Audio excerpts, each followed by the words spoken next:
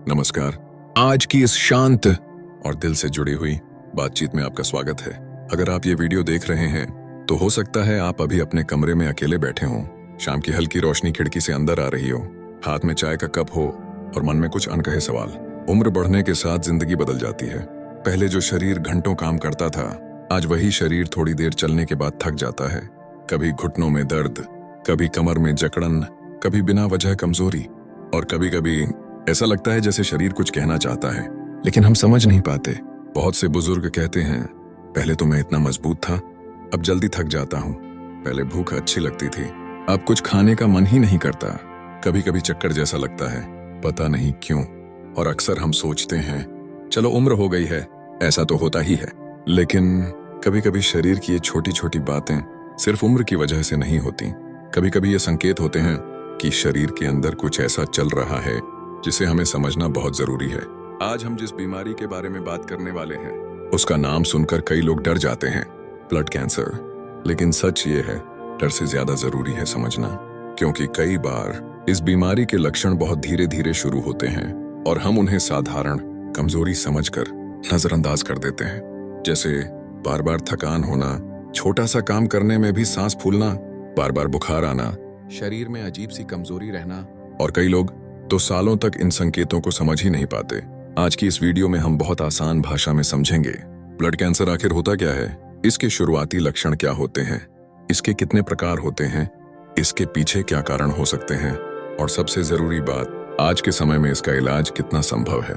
ये सारी जानकारी हम समझेंगे डॉक्टर नितिन सूद की मेडिकल जानकारी के आधार पर, लेकिन मैं इसे आपको बिल्कुल आसान और समझने वाली भाषा में बताऊंगी, ताकि अगर आप या आपके घर में कोई बुजुर्ग इन लक्षणों को महसूस कर रहे हों तो समय रहते सही कदम उठाया जा सके। लेकिन उससे पहले मैं आपसे एक छोटी सी बात कहना चाहती हूँ। अगर आप अभी इस वीडियो को देख रहे हैं तो नीचे कमेंट में अपना नाम जरूर लिखिए, क्योंकि इस चैनल पर हम एक परिवार की तरह जुड़े हैं और मुझे अच्छा लगेगा अगर मुझे पता चले कि आज इस वीडियो को कौन कौन देख रहा है। और अगर आपको ठीक लगे तो कमेंट में अपनी उम्र भी लिखिए, जैसे रामलाल जी उम्र 65, शारदा जी उम्र 70, ताकि मुझे पता चल सके कि हमारे इस परिवार में कितने प्यारे बुजुर्ग शामिल हैं। और एक और बात, अगर पिछले कुछ महीनों में आपको शरीर में कोई ऐसी हेल्थ प्रॉब्लम महसूस हो रही है जिसका कारण समझ नहीं आ रहा, जैसे लगातार कमजोरी, बार बार बुखार, वजन अचानक कम होना, शरीर में सूजन या बहुत ज्यादा थकान, तो आप कमेंट में जरूर लिखिए मुझे ये प्रॉब्लम हो रही है।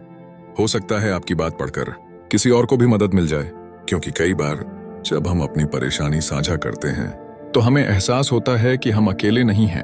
उम्र के इस पड़ाव पर सबसे बड़ी जरूरत होती है सही जानकारी और सही समय पर सावधानी। और आज की यह वीडियो इसी मकसद से बनाई गई है, ताकि अगर शरीर हमें कोई संकेत दे रहा है तो हम उसे समझ सकें। क्योंकि सच्चाई ये है, कई बार बीमारी अचानक नहीं आती, वह धीरे धीरे हमारे शरीर में जगह बनाती है और शरीर हमें पहले से बताने की कोशिश करता है, लेकिन हम व्यस्तता या लापरवाही या डर की वजह से उसे अनसुना कर देते हैं। आज हम उन संकेतों को पहचानने की कोशिश करेंगे, ताकि अगर कभी ऐसा समय आए तो हम डरे नहीं बल्कि समझदारी से डॉक्टर से सही सलाह लें। और याद रखिए, आज के समय में मेडिकल साइंस बहुत आगे बढ़ चुकी है। बहुत सी ऐसी बीमारियां जो पहले बहुत डरावनी लगती थीं, आज उनका इलाज संभव है। बस जरूरत होती है समय पर पहचान और सही इलाज की। इसीलिए इस वीडियो को अंत तक जरूर देखिए, क्योंकि आगे हम बहुत शांत और आसान तरीके से समझेंगे ब्लड कैंसर के शुरुआती लक्षण क्या हो सकते हैं और किन संकेतों को नजरअंदाज नहीं करना चाहिए। हो सकता है आज की यह जानकारी किसी की जिंदगी बचा दे, शायद आपकी या आपके किसी अपने की। बेटा, अब जरा एक पल के लिए अपने शरीर के बारे में सोचिए। हमारा शरीर बाहर से जितना शांत और साधारण दिखता है, अंदर उतना ही अद्भुत और व्यस्त रहता है। हर पल, हर सेकंड हमारे शरीर के अंदर लाखों करोड़ों कोशिकाएं अपना काम कर रही होती हैं, और इन सब में सबसे महत्वपूर्ण काम करता है खून। खून सिर्फ लाल रंग का तरल नहीं है, यह हमारे शरीर का जीवन है। खून ही ऑक्सीजन को पूरे शरीर में पहुंचाता है, खून ही शरीर को ताकत देता है, और खून ही हमें बीमारियों से बचाने में मदद करता है। लेकिन सोचिए, अगर इसी खून में बनने वाली कोशिकाएं अचानक सही तरीके से काम करना बंद कर दें या गलत तरीके से बढ़ने लगें तो क्या होगा? यही स्थिति कई बार ब्लड कैंसर में देखने को मिलती है। अब मैं इसे आपको बहुत आसान तरीके से समझाती हूँ। हमारे शरीर के अंदर एक जगह होती है जिसे कहते हैं बोन मैरो। हड्डियों के अंदर मौजूद यह नरम हिस्सा हमारे खून की नई कोशिकाएं बनाता है। यहीं से बनते हैं लाल रक्त कण, रेड ब्लड सेल्स, सफेद रक्त कण, व्हाइट ब्लड सेल्स और प्लेटलेट्स। ये तीनों मिलकर हमारे शरीर को स्वस्थ रखते हैं। लेकिन कुछ परिस्थितियों में बोन मैरो में बनने वाली कोशिकाएं सामान्य तरीके से बनने की जगह असामान्य तरीके से बढ़ने लगती हैं। जब यह असामान्य कोशिकाएं बहुत ज्यादा संख्या में बनने लगती हैं, तो वे शरीर की सामान्य कोशिकाओं को कमजोर करने लगती हैं और धीरे धीरे ये स्थिति ब्लड कैंसर में बदल सकती है। लेकिन यहाँ एक बहुत जरूरी बात समझना जरूरी है।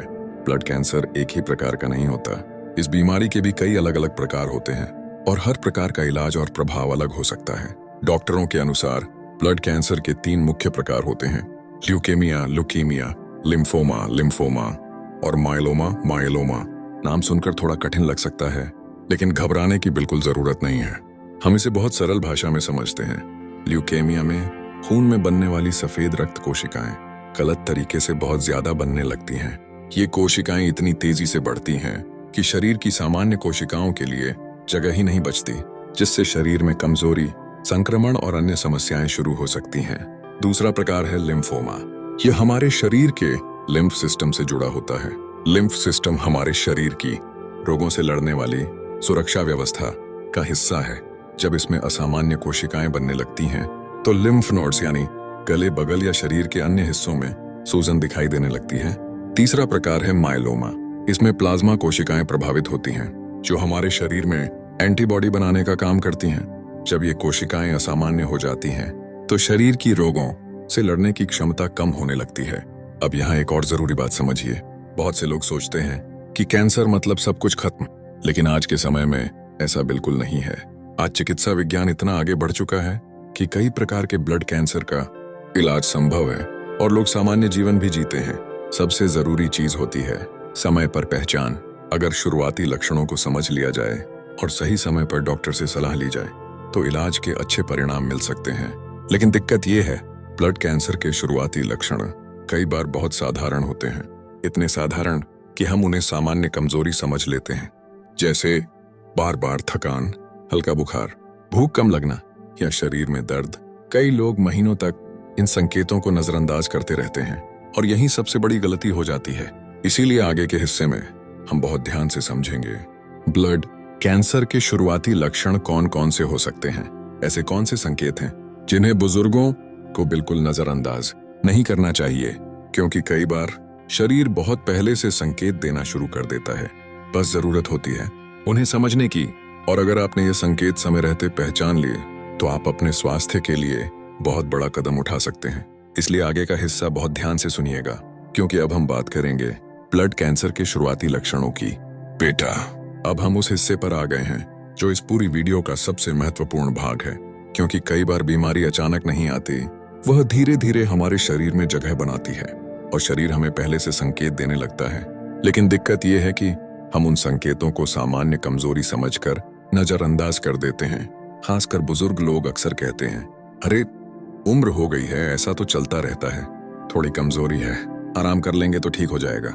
लेकिन हर बार ऐसा नहीं होता। कुछ लक्षण ऐसे होते हैं जो अगर लंबे समय तक बने रहें तो उन्हें हल्के में लेना सही नहीं होता। आइए बहुत ध्यान से समझते हैं ब्लड कैंसर के कुछ शुरुआती संकेत। 1. लगातार थकान और कमजोरी। सबसे पहला और सबसे आम संकेत होता है लगातार थकान। ऐसी थकान जो आराम करने के बाद भी ठीक नहीं होती। पहले आप आधा घंटा चल लेते थे, सीढ़ियां आराम से चढ़ लेते थे, लेकिन अब छोटा सा काम करने में भी बहुत ज्यादा थकान महसूस होती है। कई बुजुर्ग कहते हैं, पहले मैं पूरा दिन काम कर लेता था, अब थोड़ी देर चलने के बाद ही बैठना पड़ता है।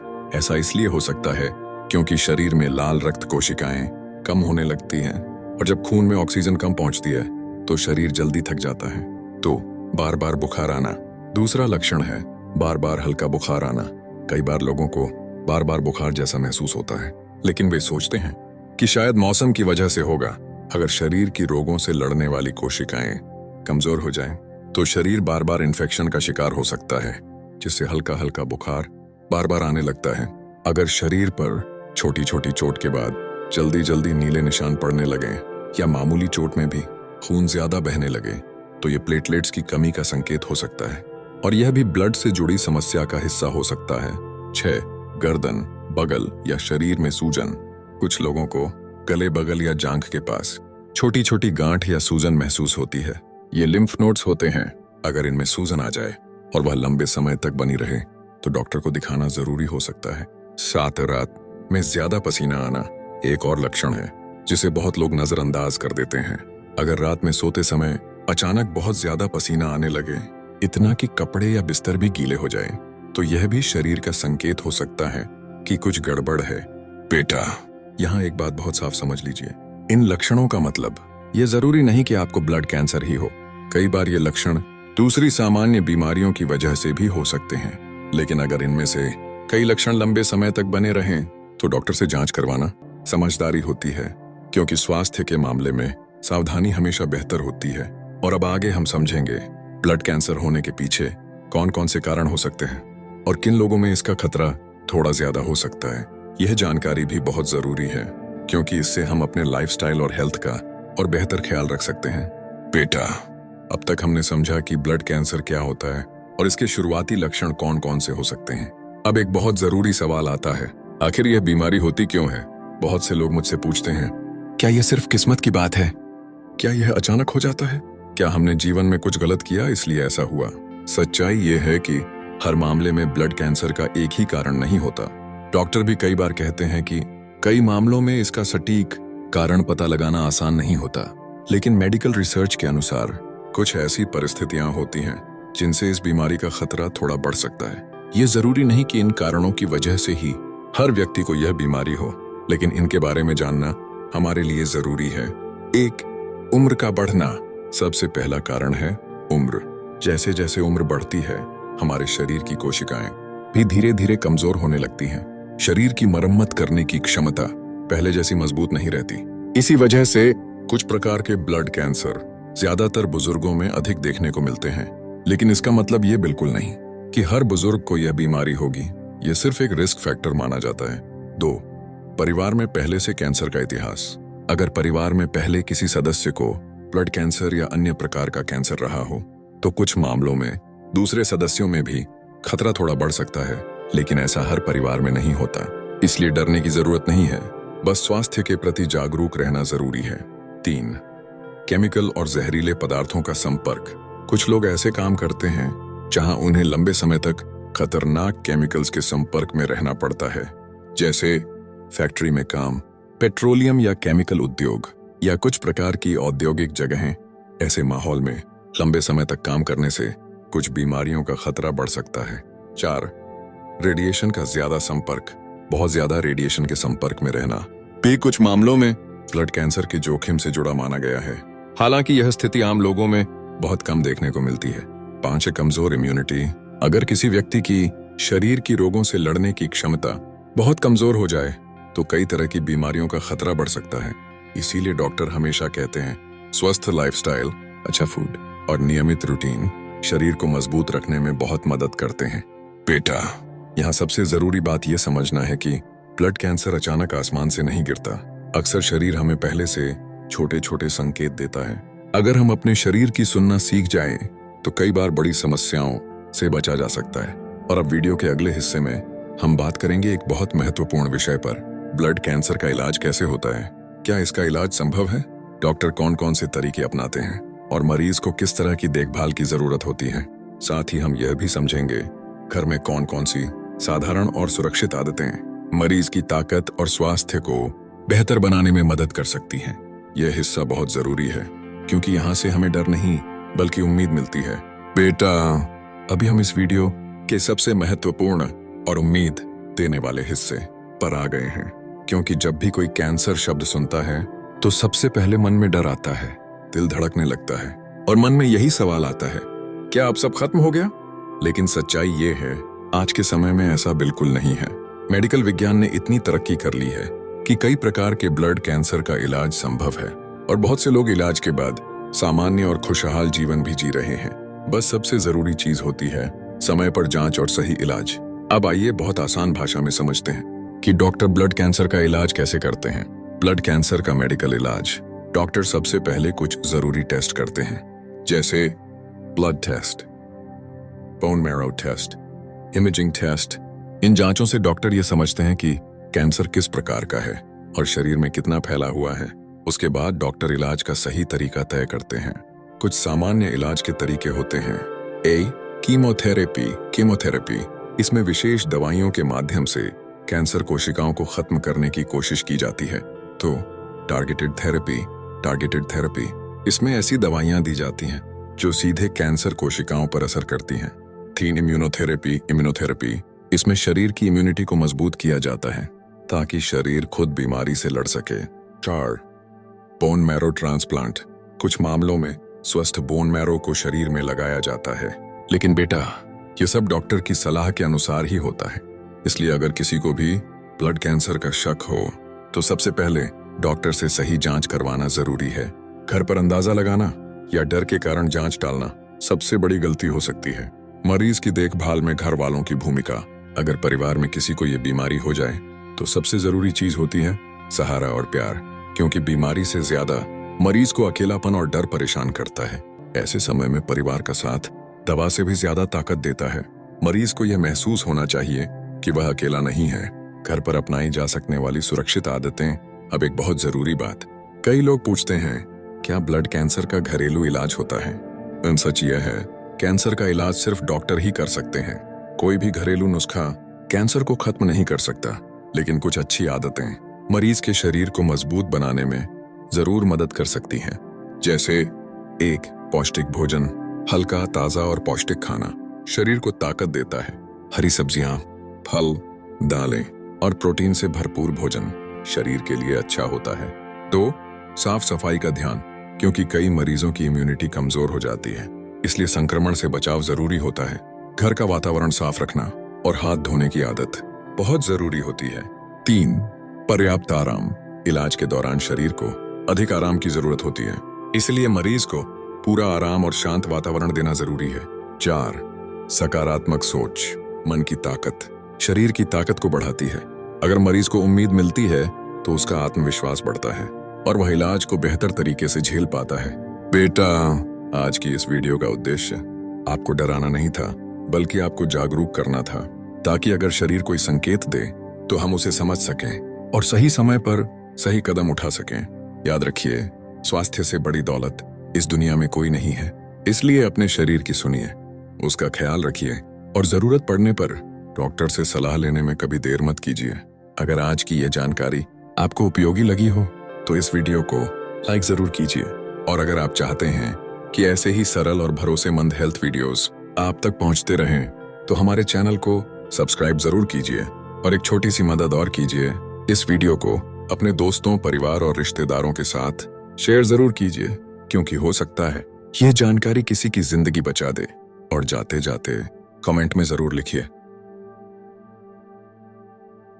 आपका नाम और आपकी उम्र, और अगर आपको किसी हेल्थ प्रॉब्लम की चिंता है तो वह भी जरूर लिखिए। मैं आपकी बात जरूर पढ़ूंगी। आप स्वस्थ रहें, सुरक्षित रहें और खुश रहें। नमस्कार।